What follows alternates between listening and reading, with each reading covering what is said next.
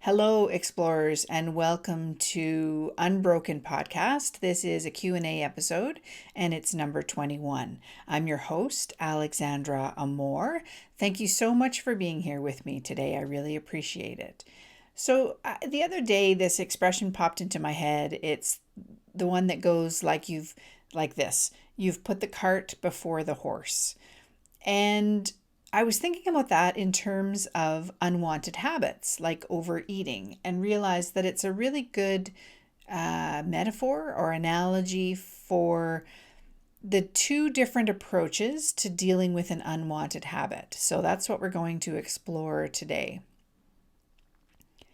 So as I'm speaking in this episode, the cart that I'm talking about represents the unwanted habit itself.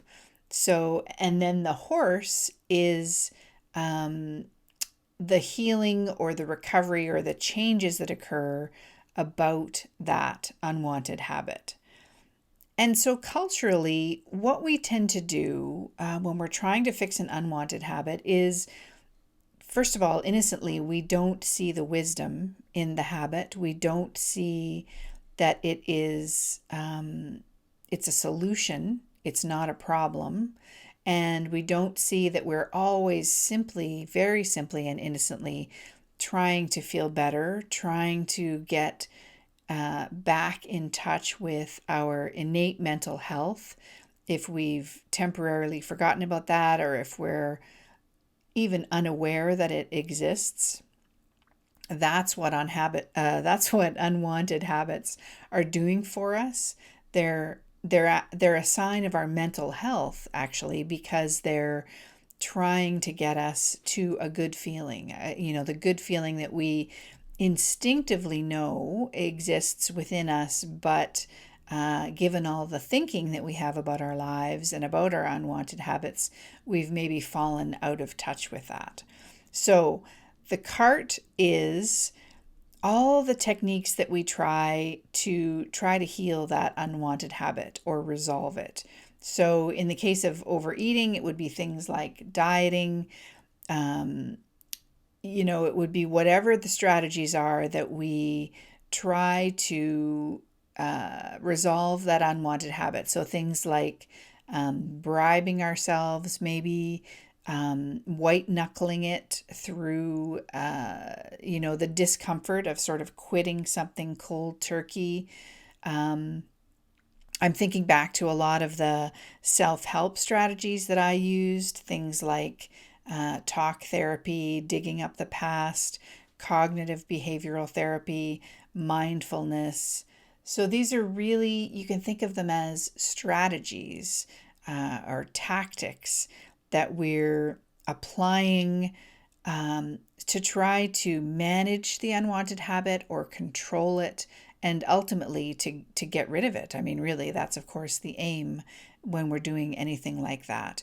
So that's the cart in this cart and horse scenario. And as the expression goes, when we put that first, things don't work out so well. I'm a perfect example of someone who did all those things, who spent a lot of time and energy and effort and money trying to fix the cart. So really trying to put the cart back together, make sure that the cart was doing well, or trying to fix what I interpreted as the broken pieces of the cart. And instead, what I see now is that my attention should have been put on the horse. Because when I put the cart first, it just doesn't work. The horse can't push the cart, as it were. The horse needs to pull the cart.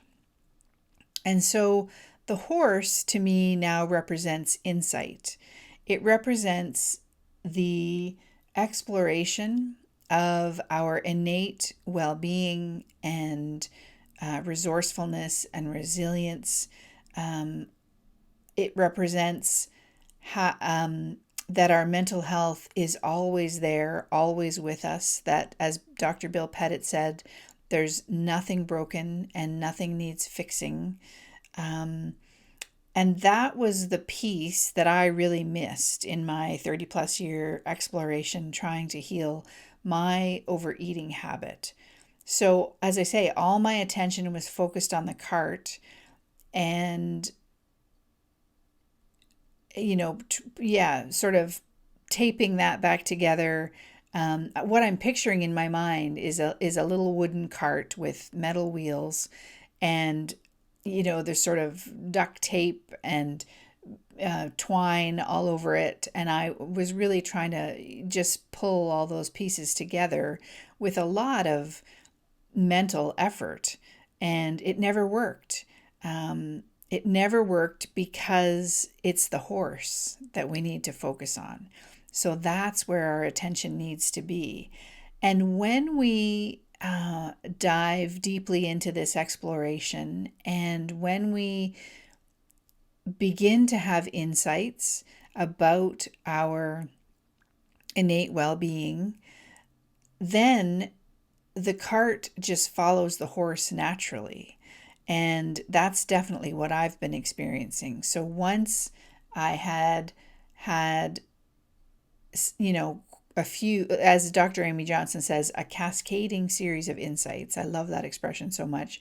So once I had a cascading series of insights about my well being, about my true nature, about the fact that I wasn't broken at all, about the fact that my unwanted habit was a solution, not a problem.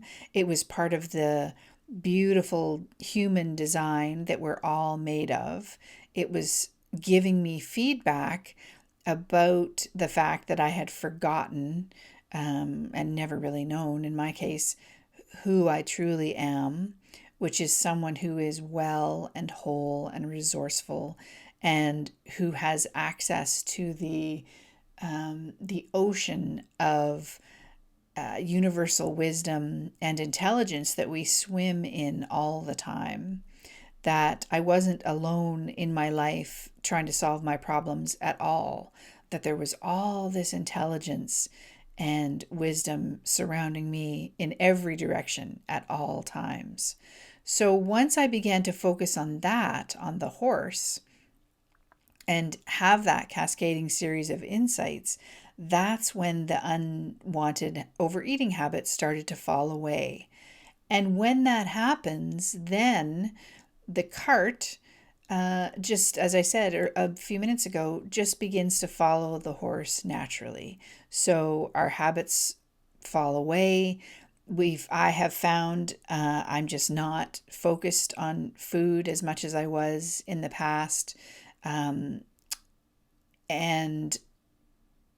I've had situations where I talk about this in my book. It's not about the food, where a habit that I might have had for 25 years, I talk about a Coca-Cola habit that I had for years, just suddenly stops appealing to me. And that wasn't because I had fixed the Coca-Cola section of the cart, that I had bandaged it up or cut it out of the wooden structure of the cart, or that I pretended it wasn't there, or made a rule about how I was never allowed to have that kind of beverage again. It wasn't that at all. It was that I was focused on the horse, as I said, the innate wisdom and well-being.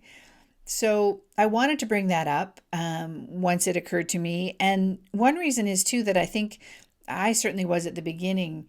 I didn't really understand how this exploration was different from anything else that I had tried before.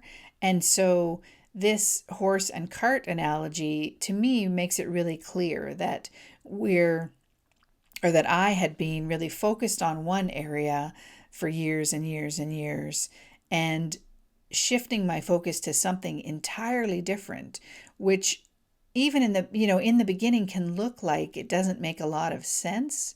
Like, how is me, exploring my innate well-being? I mean, that all sounds very nice and good, but I just didn't see how that could have an impact on this habit that I was struggling with so with so much energy and had been doing so for so long, 3 decades plus.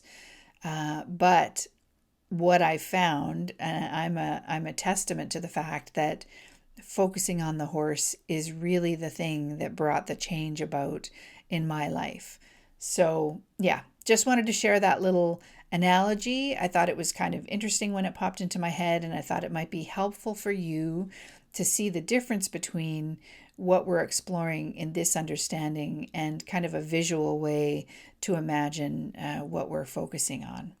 So I hope that's been helpful for you, and I look forward to talking to you again next week. Take care. Bye.